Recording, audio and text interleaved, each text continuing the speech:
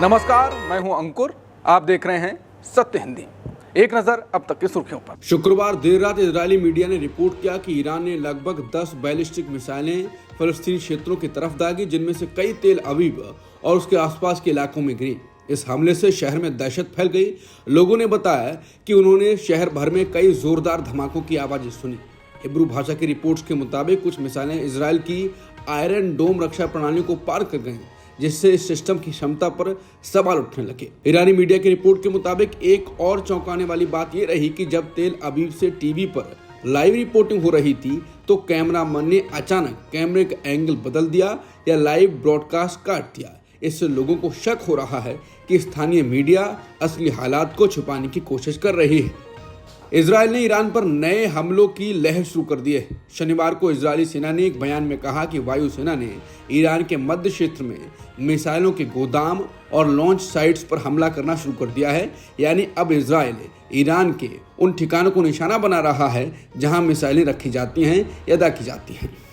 Iran के राष्ट्रपति कार्यालय के एक अधिकारी माजिद फराहनी ने CNN से कहा है कि अगर अमेरिकी राष्ट्रपति ट्रंप इजरायल को ईरान पर बमबारी रोकने का आदेश दे दें तो ईरान के साथ कूटनीतिक बातचीत आसानी से फिर से शुरू हो सकती है।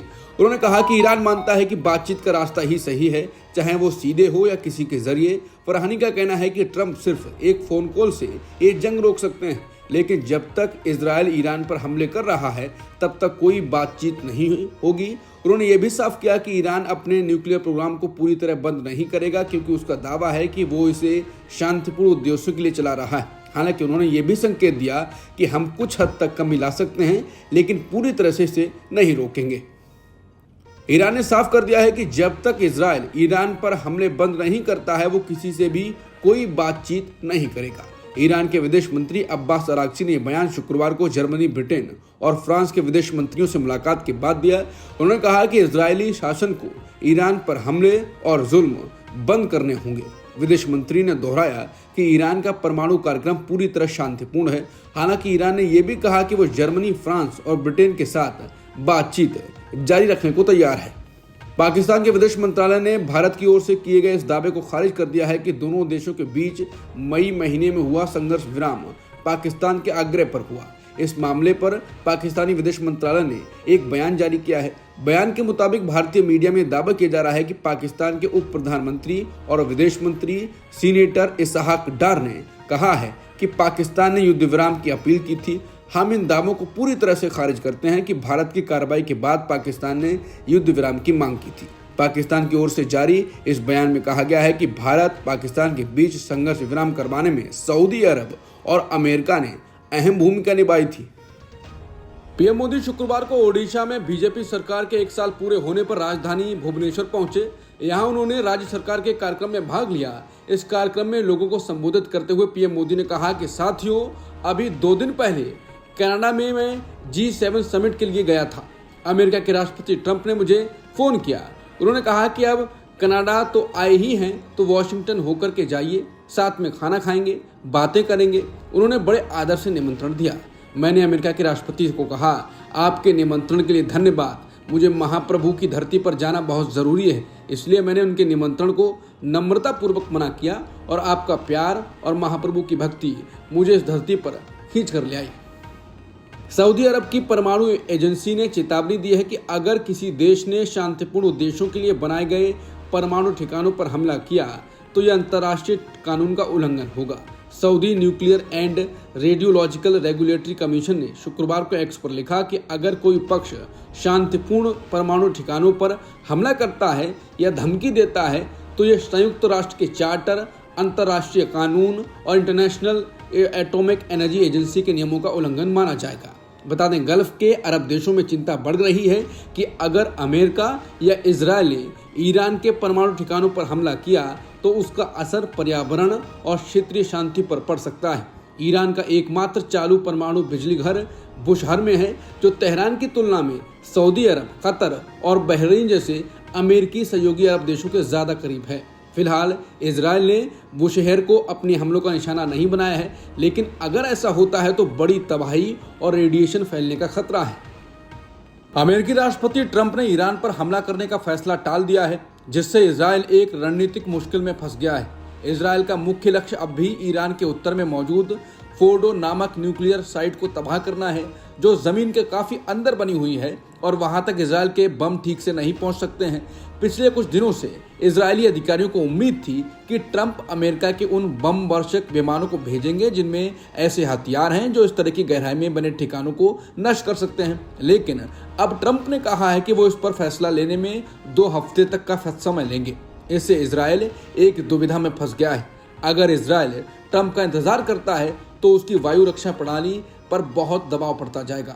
ईरान लगातार बैलिस्टिक मिसाइलों से हमला कर रहा है और इन्हें रोकने के लिए इजराइल के मिसाइल इंटरसेप्टर खत्म होते जा रहे हैं। इससे कुछ इलाकों की सुरक्षा को प्राथमिकता देनी पड़ रही है और बाकी जगहों पर मिसाइलें गिरने का खतरा बढ़ रहा है, चाहे वो आम नागरिकों का इलाका हो या सुरक्षा से जुड़ी कोई जगह हो।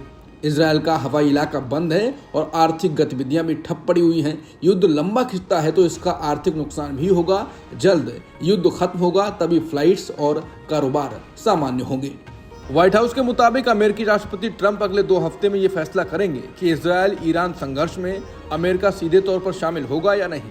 व्हाइट हाउस की प्रेस सचिव कैरोलिन लेविट ने कहा कि राष्ट्रपति ट्रंप का मानना है कि इस मामले में बातचीत की पर्याप्त संभावना है। कैरोलिन लेविट ने पत्रकारों से कहा कि राष्ट्रपति ट्रंप का सीधा संदेश है, इस बात को ध्यान में रखते हुए कि निकट भविष्य में ईरान के साथ वार्ता की एक महत्वपूर्ण संभावना है, चाहे वो हो या ना हो। मैं अगले 2 हफ्तों के अंदर ये फैसला करूंगा कि अमेरिका को सीधे तौर पर ईरान के खिलाफ जाना है या नहीं। जर्मनी के चांसलर फ्रेडरिक मर्ज और तुर्की के राष्ट्रपति रेचेप तैयब अर्दोआन ने इजराइल और ईरान के बीच चल रहे संघर्ष को लेकर फोन पर बात की है। जर्मन सरकार के प्रवक्ता ने बताया कि दोनों नेताओं ने इस तनाव को और बढ़ने से रोकने के लिए किए जा रहे अपने अपने कूटनीतिक प्रयासों पर चर्चा की और आगे मिलकर काम करने पर सहमति जताई।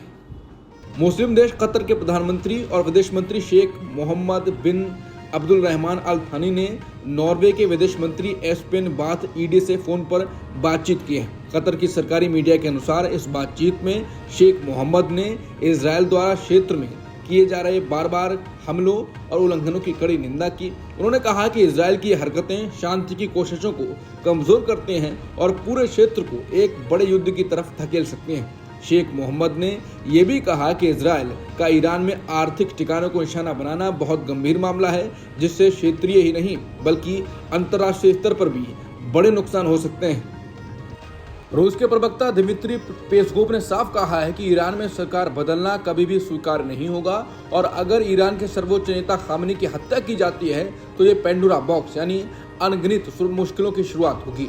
जब उनसे पूछा गया कि अगर अमेरिका की मदद से इजराइल आयतुल्ला अली खामनी की हत्या करता है तो रूस की प्रतिक्रिया क्या होगी, हम इस पर बेहद नकारात्मक प्रतिक्रिया देंगे, हम इसका कड़ा विरोध करेंगे। उन्होंने आगे कहा, इस तरह की हरकत का जवाब ईरान के अंदर से ही आएगा। इससे ईरान में चरमपंथी सोच को बढ़ावा मिलेगा और जो लोग इस तरह की बात कर रहे हैं उन्हें इसका अंजाम सोच लेना चाहिए।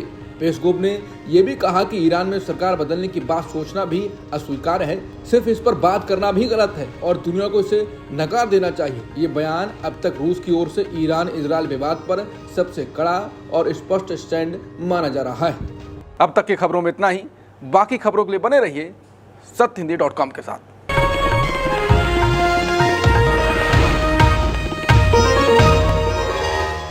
Copyright disclaimer under Section 107 of the Copyright Act 1976. Allowance is made for fair use for purposes such as criticism, comment, news reporting, scholarship, and research. Fair use is a use permitted by copyright statute that might otherwise be infringing.